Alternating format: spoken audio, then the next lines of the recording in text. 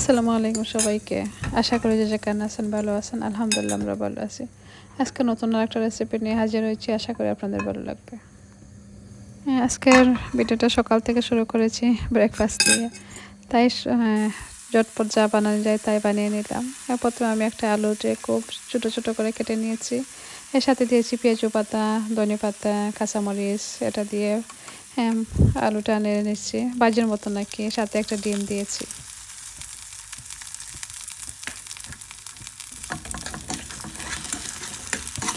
এর সাথে দিয়েছি সামান্য একটু লবণ দিয়েছি, হলুদের গুঁড়ো দিয়েছি, সামান্য একটু ধনে গুঁড়ো দিয়েছি।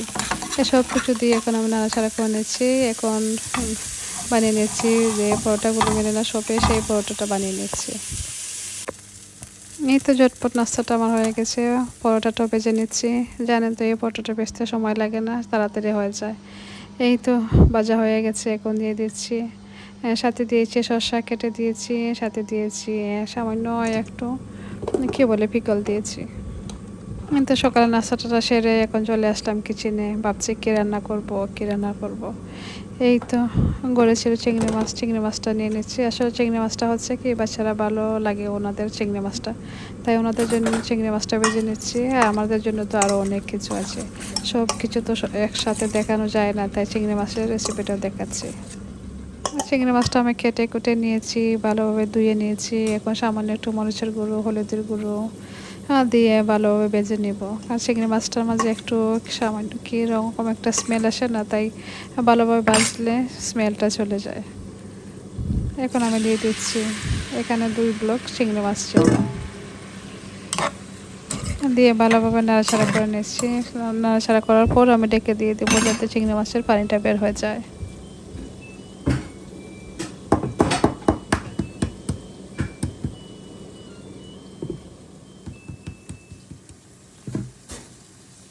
দেখেন চিংড়ি মাছ থেকে কত পানি বের হয়ে গেছে। এই সবগুলো পানি এখন ফেলে দিব আমি।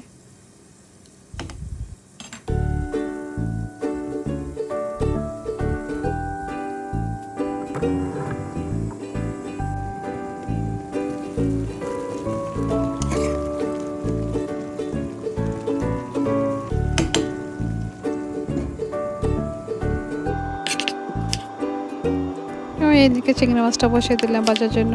এইদিকে আমি পেঁয়াজটাও কেটে নিচ্ছি। আমি কেন তো অনেকগুলো চিংড়ি মাছটায় বড় বড় 2টো পেঁয়াজ দিয়ে দিচ্ছি। পেঁয়াজটা আমি একটু বারিক বারিক করে কেটে নিয়েছি। এখন দিয়ে দেবো রসুন। রসুন দিয়ে দিচ্ছি বাগারের মধ্যে। রসুন একটা গ্রান আসে না, সেই গ্রানটা আসলে ভালো লাগে। এখন দিয়ে দিচ্ছি পেঁয়াজ। পেঁয়াজটা নাড়াচাড়া দিয়ে আমি একটু লবণ দিয়ে ঢেকে রেখে দেবো। আসলে এখন আমি বয়সটা দিচ্ছি গড়ি হয়ে গেছে প্রায় 1টার মধ্যে, কারণ আমাদের ঘরে মেহমান ছিলেন, সবাই চলে গেছেন, তখন আমি বয়সটা দিচ্ছি।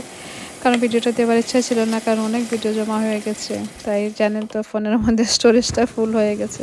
ভাবছি দেখি কষ্ট মষ্ট করে নিয়ে দিতে পারি ভিডিওটা। এই তো পেস্টটা আমার বলা হয়ে গেছে। এখন দিয়ে দেবো মশলা। একটা টমেটো দিয়েছি। মশলার মধ্যে গুঁড়ো মশলার মধ্যে তো সবাই তো জানেন, সবগুলো মশলা দিয়ে দিচ্ছি। এক্সট্রা শুধু আমাদের এখানে কারি পাউডারটা, এটা জিরে পাউডার, কারি পাউডার, হলুদের গুঁড়ো সবগুলো মশলা দিয়ে এখন নাড়াচাড়া দিয়ে ঢেকে রেখে দেব। আসলে কথা বলতে ইচ্ছা করছিল না, শরীরটা ভালো লাগছে না, আর ঘুমও আসছে, কী করব। এই টমেটো পেস্টটা দিয়ে দিলাম। আসলে চিংড়ি মাছের মধ্যে টমেটো পেস্টটা দিলে ভালো লাগে খেতে।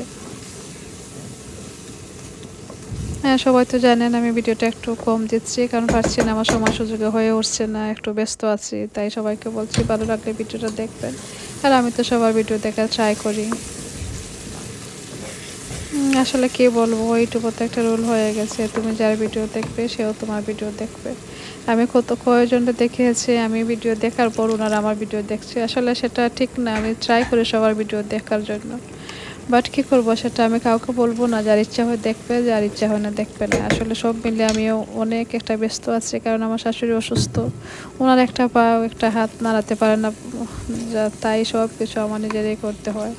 আর আমি জানি নি আমার কিচেনে একটা কাজ লাগিয়েছিলাম, বহুত আগে একটা ছিল, একটা কথা ছিল কাজটা করাবো, বাট এখন হয়ে গেছে। সব কিছু মিলিয়ে তো একেবারে শেষ হয়ে যাচ্ছে। আর আমার নিজেরও একটা পার্সোনাল প্রবলেম আছে, সেটা আমরা আপনাদের সাথে শেয়ার করব আস্তে আস্তে, বাট এখন না।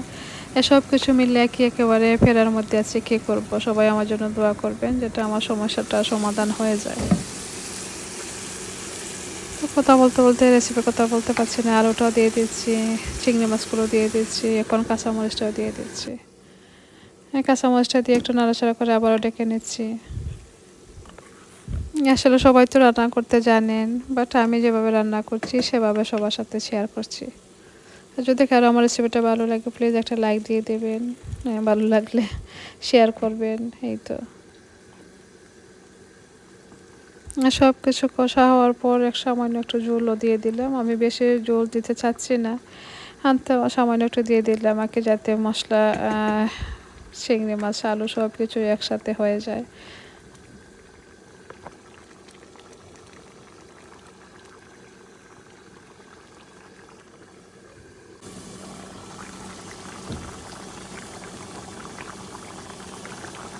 আবারও দেখে নিলাম, এখন দিয়ে দিব ধনেপাতা। মোটামুটি হয়ে আসছে, বেশি টাইম লাগবে না, আর হয়ে আসছে এখন, তাই ধনেপাতাটাও দিয়ে দিলাম সবার লাস্টে।